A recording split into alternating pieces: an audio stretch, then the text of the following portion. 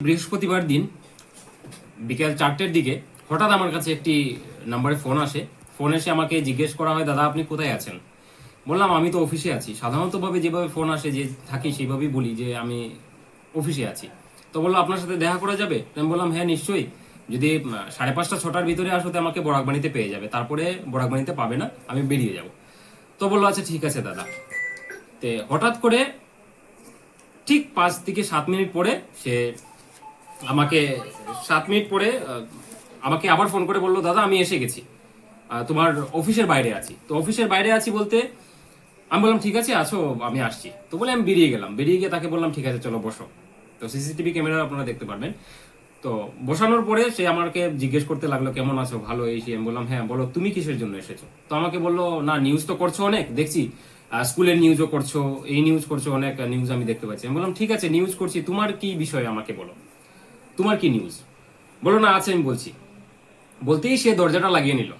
তো দরজা লাগিয়ে নিল বলতে আমি একটু অন্যমনস্ক ছিলাম, যেহেতু আমি কাজে ছিলাম। তো দরজা লাগিয়ে নিয়েছে। লাগিয়ে নেওয়ার পরে হঠাৎ করে আমার উপরে কিছু একটা দিয়ে আঘাত করলো জোরে। আমার মনে হচ্ছে যে কোনো ধারালো অস্ত্র ছিল, যেটা আমার মাথা আজকে 3টা সেলাই লেগেছে। হয়তো মাথার মধ্যে আমাকে সেটা আমি বুঝতে পারিনি সঠিকভাবে আসলে কি ছিল, কিন্তু এতটুকু অনুমান করতে পেরেছি যে ধারালো অস্ত্র ছিল। মারার পর আমি লুটিয়ে পড়ি মাটিতে। পড়ার পরে আমি প্রায় 30 সেকেন্ড আমি একটু অজ্ঞান হয়ে যাই। অজ্ঞান হওয়ার পরে তারপরে আমি যে সময় জ্ঞান ফিরে তখন আমি চিৎকার দিই। তখন চিৎকার দেওয়ার পরে আমাদের যে সম্পাদক ছিলেন এবং চিফ এডিটর ছিলেন বা আশেপাশে যারা ছিল তারা সেই ঘটনাস্থলে আমাদের কার্যালয়ে যায়। গিয়ে তাকে আটকানো হয়। আটকানোর পর ঘটনাস্থলে পুলিশ আসে।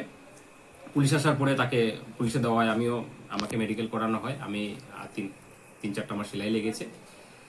তো আমার প্রশাসনের কাছে একটাই আবেদন, আমরা যারা এই সংবাদ জগতের সঙ্গে আছি, আজকের দিনে একটা সংবাদ জগতে একটা কার্যালয়ে এসে এরকম যদি অতর্কিত হামলা হয়, এরকম যদি প্রাণে মারার একটা সিস্টেম তৈরি হয়, তাহলে আমরা আমরা কাকে নিয়ে আমরা আওয়াজ তুলবো, কার কণ্ঠ হয়ে আমরা কথা বলবো? আমরা জনসাধারণের কথা বলি। আর আমাদেরই যদি সুরক্ষা না থাকে, তাহলে এটা অনেক ভয়ঙ্কর পরিস্থিতি এই বর্তমান সময়ে দাঁড়িয়ে বলতে পারে। আজকে কার্যালয়ে ঢুকে এসে এইভাবে যদি আমার দরজাটা কোনো মতে খোলা যেত না, তাহলে আমি মরে যেতাম আজকের দিনে।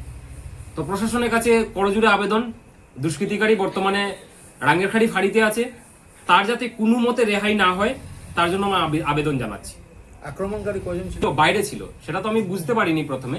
আমি যখন সিসিটিভি ক্যামেরা দেখলাম যে তারা একটা সিস্টেম করে এসেছিল, একটা চক্রান্ত করে এসেছিল যে আমাকে প্রায় প্রাণে মারার পর তারপরে তারা বেরিয়ে যাবে।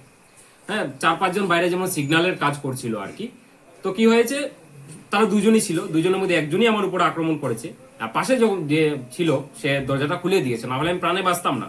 হয়তো কোনো ভালো কাজ করেছি কোথাও, তার জন্য সে দরজাটা ছিটকিটা খুলে দিয়েছে, না হলে মৃত্যু অবশ্যম্ভাবী হতো।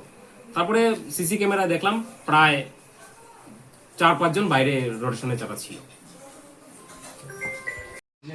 মানে এই ঘটনার জন্য আমি ধিক্কার এবং নিন্দা জানাই। কারণ আজকে 4:30টার সময় আমার বরাকবাণী নিউজ নেটওয়ার্ক এবং বরাকবাণী দৈনিক অফিসে কিছু দুষ্কৃতিকারী এসে হামলা করেছে।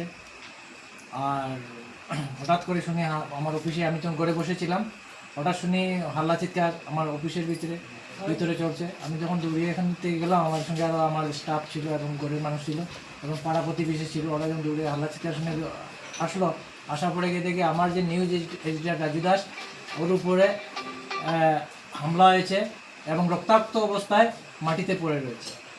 এবং আমার কম্পিউটার, সিপিইউ যা কিছু ছিল স্টুডিওতে সব ভাঙচুর করেছে। ভাঙচুর করার পরে আমরা তাকে ধরার পরে থানাতে আমি জানানোর সঙ্গে সঙ্গে রাঙ্গিরখাড়ি থানা চলে আসে এবং আসার পরে তাকে আটক করে নিয়ে যায় এবং রাজুকে মেডিকেল করানো হয়েছে। 2টা টিস্ট লেগেছে, কালকে আবার সিটি স্ক্যান হবে।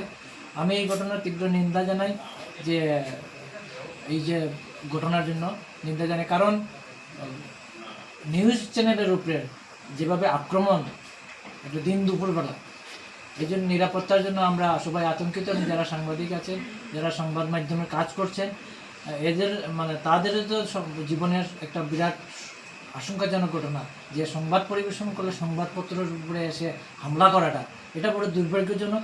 এই জন্য আমি পুলিশ প্রশাসনের কাছে আবেদন করছি যাতে এটা নিরপেক্ষ তদন্ত হয়ে দোষীদের উপযুক্ত শাস্তির ব্যবস্থা করে। হামলাকারীর নামটা কি ছিল? হামলাকারীর নাম কোন জায়গার ছিল?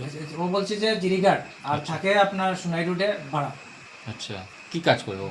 কী কাজ করে আমি জানি না, হ্যাঁ ইনভেস্টিগেশনে বোঝা যাবে আচ্ছা, কী কাজ। এখানে শুনলাম যে আরো কয়েকজন ছিল। না, ও তো প্রথমে এসেছিল, আমি যখন রাজুকে জিজ্ঞাসা করলাম যে কি হয়েছে ঘটনাটা, ও বললো যে ওকে ফোন করেছিল যে একটা নিউজের ব্যাপারে ওর মানে আমাদের অফিসে এসে দিবে। ফোন করার পর ও ডাকলো ওকে আসার জন্য, নিউজের জন্য। আসার পরে ওর সঙ্গে কথা হয়েছে, কথা হওয়ার পর হঠাৎ করে ভিতর থেকে দরজা লাগিয়ে আর মানে অতর্কিতভাবে ওর উপর হামলা করে মাথা ফাটিয়ে দিয়েছে, এবং আমার অফিসের সব আসবাবপত্র, যা কিছু কম্পিউটার ছিল, যা কিছু ভিডিও রেকর্ডিংয়ের ক্যামেরা ছিল, মনিটর ছিল, সব ভেঙে দিয়েছে।